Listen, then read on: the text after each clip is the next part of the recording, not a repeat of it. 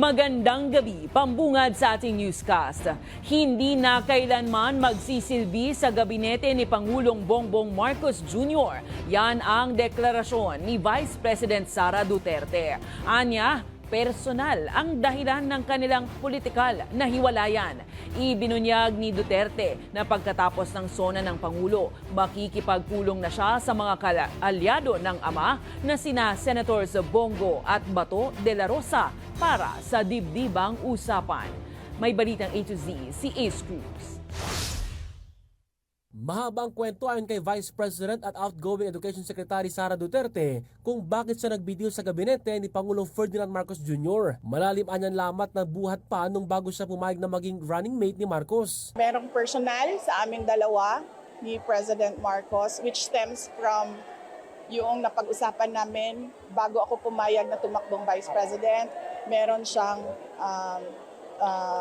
sa trabaho at meron siyang sa bayan. Gate niya, alokin man siya ng ibang pwesto ng Pangulo, malabo nang tanggapin niya ito. Hindi na ako magsiserve in another cabinet post sa Marcos administration. Matagal nang sinabi ni First Lady Liza Araneta Marcos na bad shot sa kanya ang vice-presidente, pero ani Duterte, hindi kasama ang unang ginang sa mga dahilan ng kanyang pagbibitiw. No, kasi wala naman din kinalaman si First Lady sa trabaho namin ni Pangulong Marcos. So, sabi ko nga, kailangan niya na sit down dahil hindi siya isang rason lang.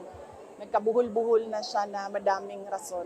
Hirit ni Duterte, hindi na magbabago ang kanyang pasyang huwag dumalo sa State of the Nation address ng Pangulo sa Lunes, pero panonoorin naman niya ito. Pero oras na matapos ang SONA, ayon sa BC ay pag-uukulan na niya ng panahon ng iba pang plano. Meron kaming schedule after ng SONA ni Senator Bongo at ni Senator Bato de la Rosa na mag-sit down at mag-heart-to-heart kaming tatlo. Pero sa ngayon, sinabi niyang hindi pa siya handang mag-endorso ng sinumang kakandidato sa pagkasenador sa hanay man ng dating unit team nila Pangulong Marcos o sa partido ng kanyang ama ng Partido Demokratiko Pilipino o PDP. Kailangan ko kasi muna pag-isipan kung ano yung direction ko sa midterm elections sa susunod na taon. Kaya hindi pa ako handa na sumagot sa kanilang dalawa. Una lang sinabi ni VP Sara na tatakbo ang kanyang amang si dating Pangulong Rodrigo Duterte at dalawa niyang kapatid sa pagkasenador sa 2025, bagay na tinanggi ng dating Pangulo. Pero hirit ni VP Sara,